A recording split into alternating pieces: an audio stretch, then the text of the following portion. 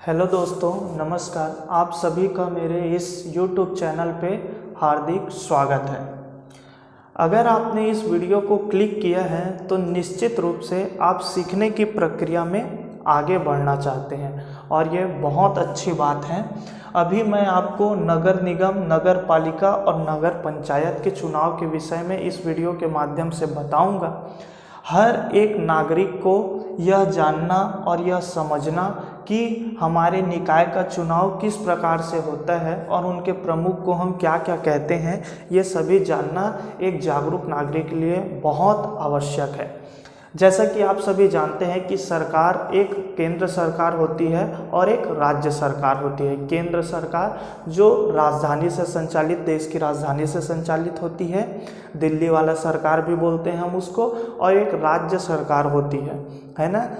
तो उसी प्रकार से एक तीसरा सरकार जिसको हम स्थानीय प्रशासन कहते हैं। स्थानीय प्रशासन फिर वह भी दो भागों में बटी हुई होती है।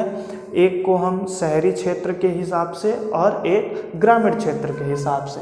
तो जो शहरी क्षेत्र का होता है उसको नगरीय निकाय बोलते हैं और ग्रामीण क्षेत्र को बोलते हैं कि पंचायत, है ना, जिसमें 3 स्तर होते हैं: जिला पंचायत, जनपद पंचायत, ग्राम पंचायत। उसी प्रकार से नगरीय निकाय में भी स्तर होते हैं: नगर पंचायत, नगर पालिका, इसी को नगर पालिका परिषद भी कहते हैं, और एक होता है नगर निगम या नगर पालिका निगम परिषद, ऐसा भी इसको कह दिया जाता है। इनका विभाजन जनसंख्या के आधार पर राज्य सरकार के द्वारा ही किया जाता है ना।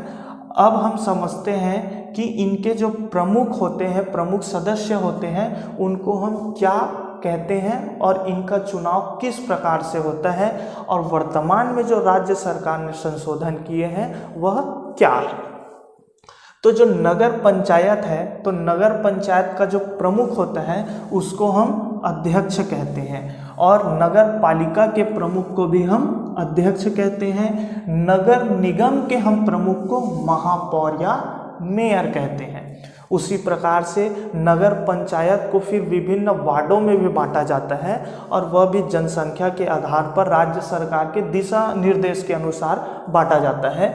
तो जो वार्ड का प्रमुख होता है उसको हम बोलते हैं पार्षद, और नगर पालिका में भी जो वार्ड होता है उसके भी प्रमुख को पार्षद कहा जाता है, और नगर निगम के जो वार्ड होते हैं उनके प्रमुख को भी पार्षद कहा जाता है। वर्तमान में इनकी चुनाव की प्रक्रिया पार्षद की प्रत्यक्ष होती है, तीनों के, नगर पालिका के भी और नगर निगम के।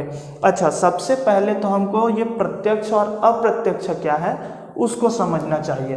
तो देखिए, जो चुनाव होता है वह 2 तरीकों से होता है।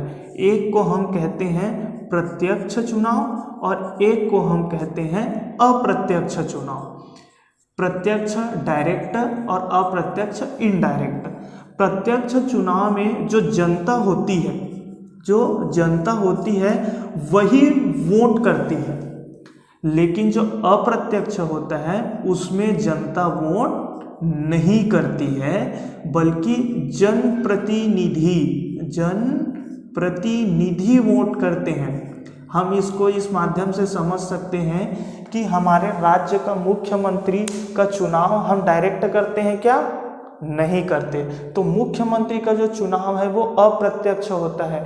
हम प्रत्यक्ष रूप से विधायक को चुनते हैं, विधायक फिर मुख्यमंत्री को चुनता है। उसी प्रकार से जो पार्षद का चुनाव होता है वह पार्षद को जनता डायरेक्ट चुनती है। तो पार्षद का चुनाव प्रत्यक्ष होता है। पार्षद का चुनाव तीनों निकायों में, है ना, तीनों निकायों में प्रत्यक्ष होता है, और पहले भी प्रत्यक्ष होता था और अभी भी प्रत्यक्ष ही है। देखिए, अभी वर्तमान में ऐसा हो रहा था कि जो पार्षद को जनता चुनती थी प्रत्यक्ष रूप से, वही पार्षद अध्यक्ष को चुनता था। मतलब अध्यक्ष का चुनाव पहले अप्रत्यक्ष हो गया था, है ना। अध्यक्ष का चुनाव अप्रत्यक्ष हो गया था। वर्तमान में इसी को राज्य सरकार ने संशोधित करके प्रत्यक्ष कर दिया है, अर्थात अब अध्यक्ष को भी जनता वोट के माध्यम से चुनेगी, ना कि अब अध्यक्ष को पार्षद चुनेगा, है ना। अब अध्यक्ष को भी जनता, तो अगर आप तीनों नगरीय निकाय में से कहीं भी नगर पंचायत हो गया, नगर पालिका हो गया या नगर निगम में रहते हैं, तो आप 2 वोट करेंगे, एक पार्षद के लिए और एक अध्यक्ष के लिए। अब ये समझते हैं कि यह उपाध्यक्ष, तो उपाध्यक्ष का चुनाव पार्षद, चुने हुए पार्षद ही उपाध्यक्ष का चुनाव करते हैं और चुने हुए पार्षद में से कोई एक उपाध्यक्ष बनता है। नगर पंचायत में, नगर पालिका में भी जो चुने हुए पार्षद हैं उन्हीं में से कोई एक पार्षदों के द्वारा उपाध्यक्ष बनेगा, और नगर निगम में उपाध्यक्ष नहीं होता है, नगर निगम में अध्यक्ष होता है। जिस प्रकार से आपने देखा है लोकसभा में जो लोकसभा को संचालित करता है वो स्पीकर कहलाता है, उसी प्रकार से नगर निगम के सभा को संचालित करने वाला नगर निगम अध्यक्ष कहलाता है, और वही उसका चुनाव जो चुने हुए पार्षद हैं उन्हीं में से कोई एक पार्षद उस नगर निगम अध्यक्ष के पद पर आसीन होता है, जो उन्हीं में से पार्षदों के द्वारा चुना जाता है ना। तो इतना आप सभी को समझ में आया कि पार्षद क्या होता है, उपाध्यक्ष क्या होता है, अध्यक्ष क्या होता है ना। और अभी में इसी को अध्यक्ष के पद के चुनाव को अब प्रत्यक्ष रूप से कर दिया गया है ना। अब हम आगे देखते हैं कि पार्षदों के चुनाव लड़ने की क्या योग्यता होनी चाहिए। तो आपको मैं बता दूं कि पार्षद का चुनाव अगर आप भी लड़ना चाहते हैं तो पार्षद के लिए आपका 21 वर्ष का होना आवश्यक है, और आप किसी भी लाभ के पद पर ना हो, अर्थात सरकारी नौकरी पे ना हो। और उसी प्रकार अध्यक्ष का चुनाव लड़ना चाहते हैं तो 25 वर्ष। उसी प्रकार नगर पालिका के पार्षद के लिए भी 21 वर्ष है, और नगर पालिका के अध्यक्ष के लिए भी 25 वर्ष है, और नगर निगम के पार्षद के लिए भी 21 है, और नगर पालिका के महापौर के लिए नगर निगम के महापौर के लिए 25 वर्ष योग्यता रखी गई है। इतना आप सभी को समझ में आया है। अच्छा, और इस नगर निकाय के चुनाव को जो कराता है वह है छत्तीसगढ़ राज्य निर्वाचन आयोग।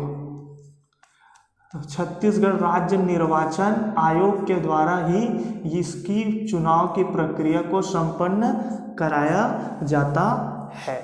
ठीक है, इतना समझ में आया। अब इसके आगे का हम नेक्स्ट वीडियो में देखेंगे। तब तक के लिए आप अपना ख्याल रखिए। धन्यवाद।